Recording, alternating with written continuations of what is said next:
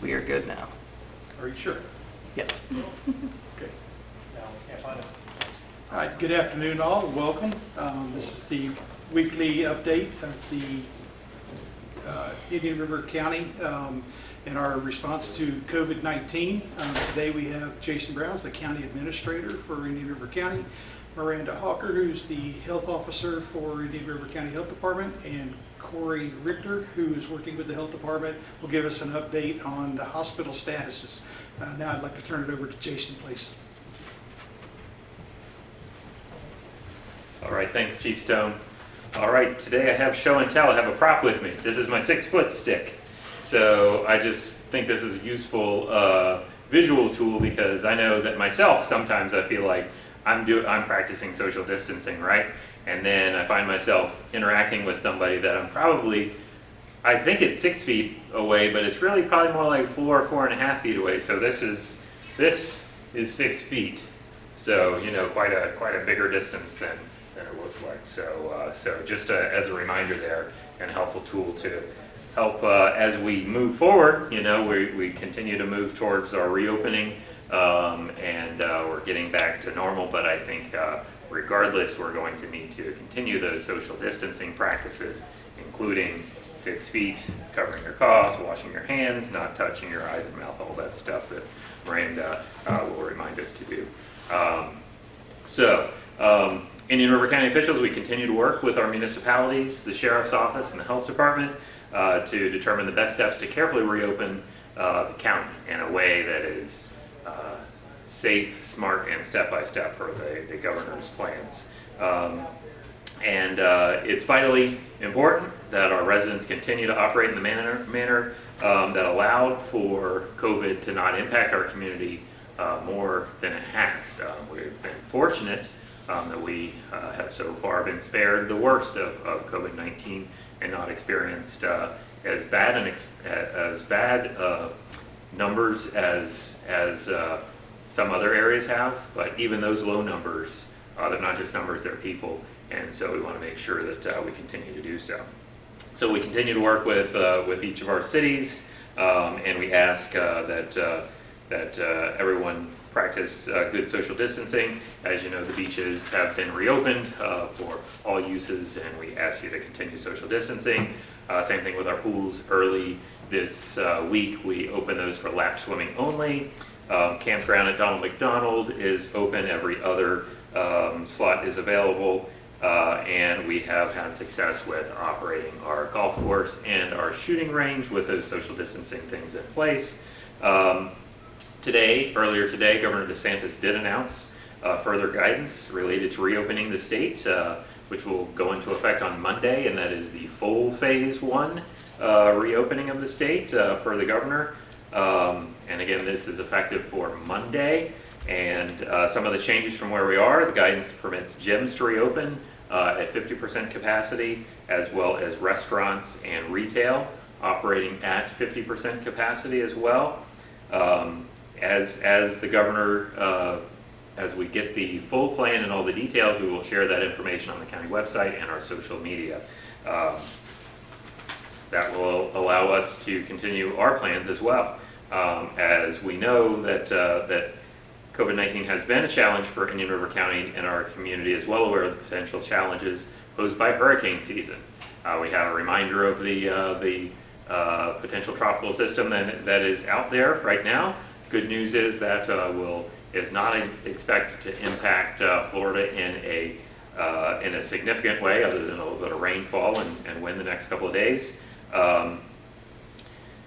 However, it's an important reminder that we've been focused on COVID-19, but hurricane season starts June 1st.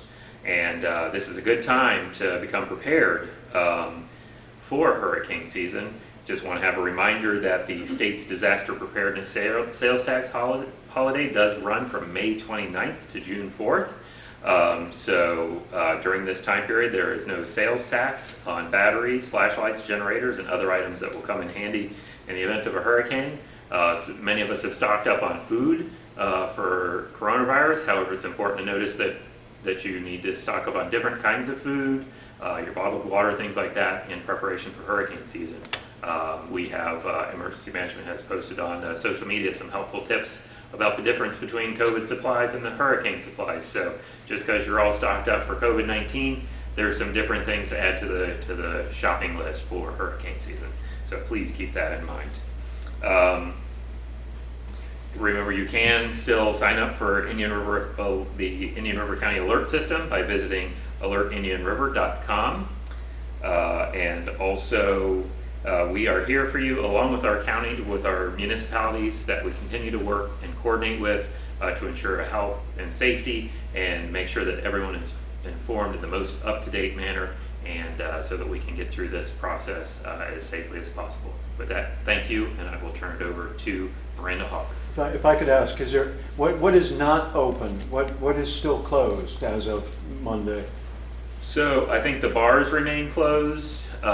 Is the primary one. There are a couple of larger venues. I think Governor DeSantis is keeping the movie theaters closed.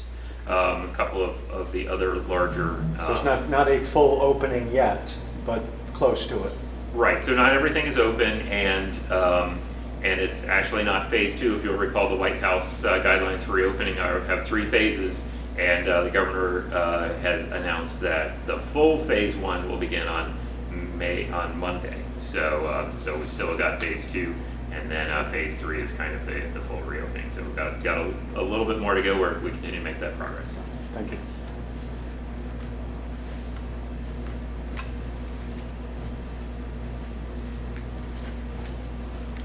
I'm going to stay clear of Jason with the stick. Makes me a little bit nervous back there.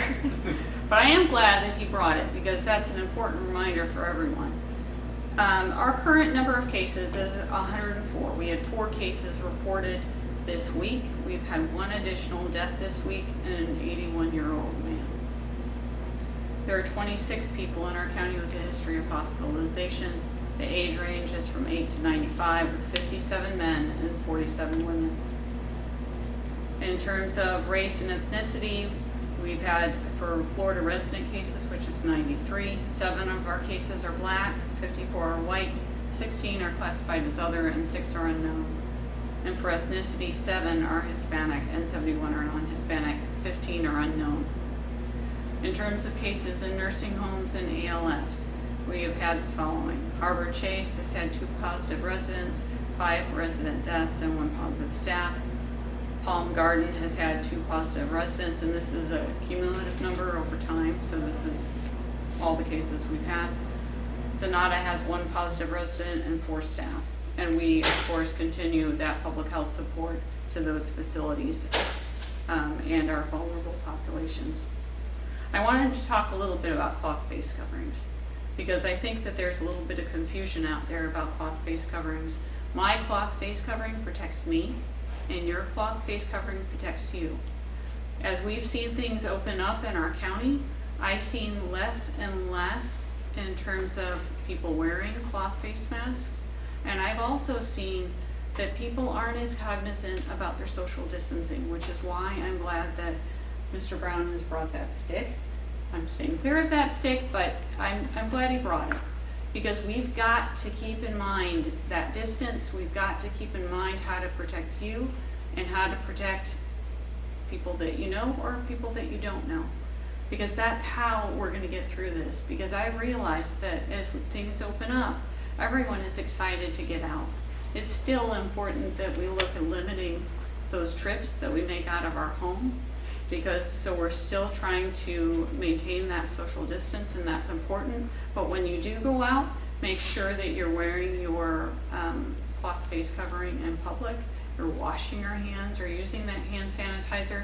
You don't let down on those public health lessons that we've learned over these last weeks. I do want to talk a little bit about a recent morbidity and mortality report that came out this past week. It was an early release, and it was about COVID-19. It was about an attack rate following an exposure at a choir practice in Skagit County, Washington, March 2020. So after a 2.5-hour choir practice in March, during which 1 attendee had cold-like symptoms, 52 attendees became ill with suspected or confirmed COVID-19. 3 of the people were hospitalized and 2 later died. Transmission in this instance was likely facilitated by close proximity within 6 feet during practice and aided by the act of singing. The proportion of people in the group who became ill was 87%. 52 out of 61 people became ill. That's a higher rate than we've seen in other clusters, and the choir practice could be considered a super spreading event where more people are likely to become ill. So what does this tell us? The high number of cases associated with this event shows the importance of following those social distancing recommendations when COVID-19 is spreading in a community, including staying those 6 feet apart, avoiding large groups in crowded places, and staying home when you're sick. So call your doctor first if you think you have COVID-19. They'll evaluate you for illness and determine if you should be tested. Testing's available at both Cleveland Clinic drive-through testing and the health department. We're also doing homebound testing, so anyone requesting this assistance, so people who are homebound are unable to leave their home due to illness or advanced age, the number they should call is 794-7411. In terms of testing, we've currently done 139 tests. We have the capacity to perform 961 tests. Total tests done in Indian River County are 2,909 with 104 positive, 2,805 are negative, and 61 are pending. So at this point, I'd like to turn things over to Corey Richter, and then we can take whatever questions you might have.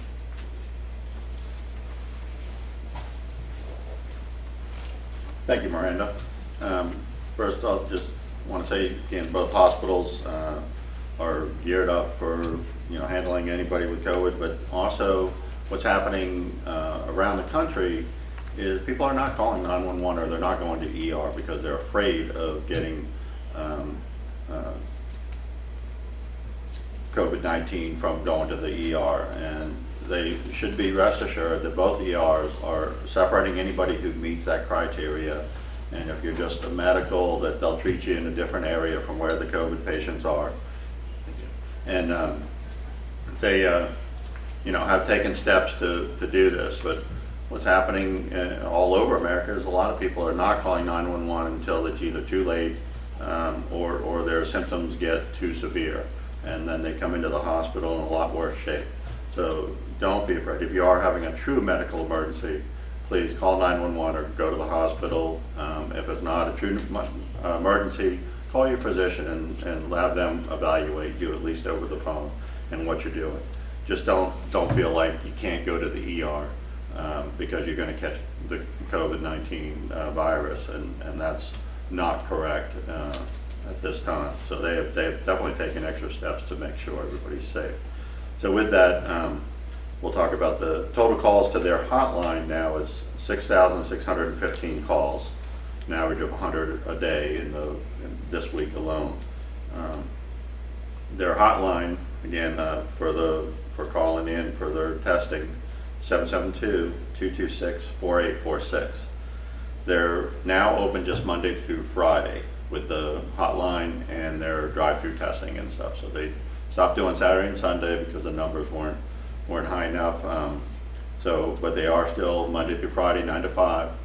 They'll take your call, and if you meet the criteria, they will test you there. So we want to make sure anybody who does meet the criteria, that you don't hesitate to call that hotline or the health department's hotline and at least get screened for testing. And now, as far as numbers tested, Cleveland Clinic has tested a total of 3,285 people.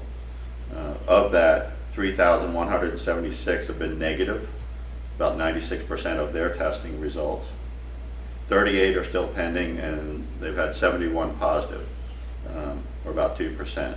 And they're currently just have one COVID patient in-house. So those numbers have maintained since last Friday. I think it was 1 or 2. Now we're down to 1. So we're seeing some good trends.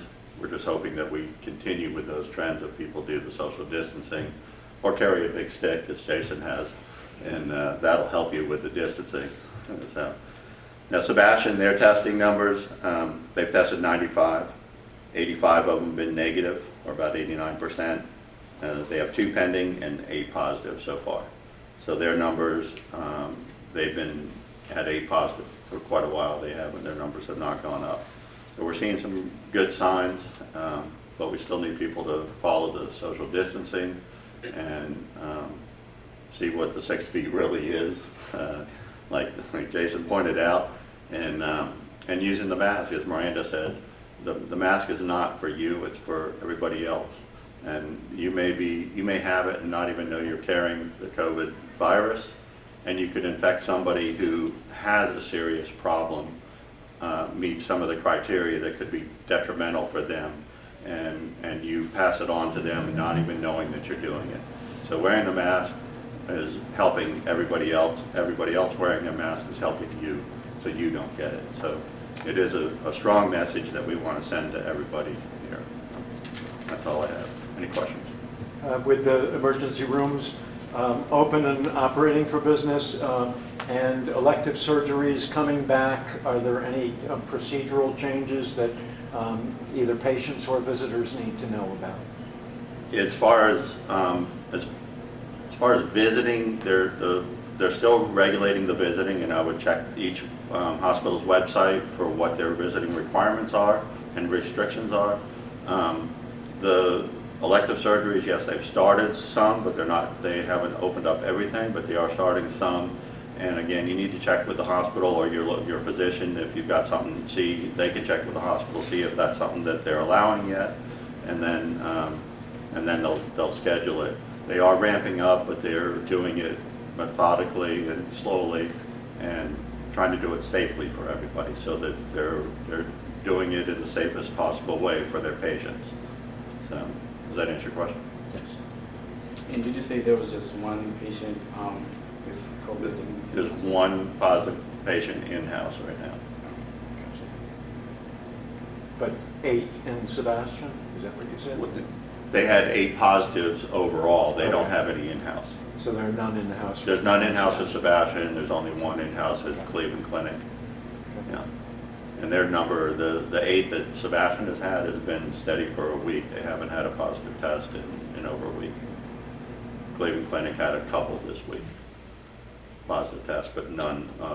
The number 1 in-house has stayed since the beginning of the week. So. I did have a question for Miranda. Sure. That's okay. Can you talk more about did you say that there were 104 cases? Yes. now total? I did. So does that mean that there was 1 new case announced today, or? We had 1 new case announced today, Okay. yes. Can you And tell- that report's being updated on the website, Okay. but it's 1 new case today. Okay. And do you have like details on that case, like the gender and age and details like that? I can see if I have that. I don't have that right now, but I can send that to you. Okay. Gotcha. You spoke a lot about social distancing, and that 6-foot pole looks like it's a couple feet too long. Nobody's doing that. The sheriff's not here today. Is there any enforcement of social distancing? I mean, restaurants are open. People are out and about. They're in stores. You can't go to a grocery store and go down an aisle and stay that far apart from somebody. It's not possible. So what I would advise is the same type of thing that I do when I go to a store. Yep. Is I'm looking down that aisle. I'm seeing if people are in that aisle. I'm either waiting for them to move further down so I can maintain my 6 feet, or I'm going down a different aisle. So each of us can make choices that keep our 6-foot perimeter, if that makes sense. And so that's an ongoing effort that we all need to be cognizant of, because that's what's going to keep you from being exposed to And COVID. what about restaurants? Are they just on their own recognizance as far as that goes? I mean, nobody's going in with tape measures, measuring tables to make sure they're 6+ feet apart or anything like that, right? I mean, everyone's just on their own. You're So- trusting everyone. So I'm carrying my stick with me in Yeah. case the questions get too tough. But so the state DBPR has the responsibility for enforcement of these things. I will say our local law enforcement folks are working on this as well, but their key things that they're doing are education encouragement before enforcement. So it's really about getting out there, telling people what they need to do, and encouraging them to do the right thing. Most people are going to do the right thing as long as they know. That's kind of why my 6 foot thing, we all think we're doing 6 feet, but it turns out we're not, because that kind of struck me. More like 4 feet is Yeah, what people are doing. yeah. So, and it's really about asking citizens voluntary compliance. And most people want to do the right thing, and they want to do that. So I don't, the sheriff's not here, so I'm not speaking for him, but I don't foresee the sheriff putting people in jail for not being 6 feet from someone else. I mean, at what point, if you got a phone call from somebody, hey, I'm here at this restaurant, there's 200 people in here. I mean, if you got a legitimate complaint from someone, would there be some kind of a reaction? Well, so the sheriff's office and the PDs are working on those things, and, Okay. and they would encourage the compliance with those orders. And I have heard about DBPR officials going around to our local restaurants and telling them, showing them where, hey, this isn't compliant with the governor's order, and those restaurants then get into compliance. Yeah. So it's really mostly about education and encouragement. Thank you. Thank you. I have one last question for you.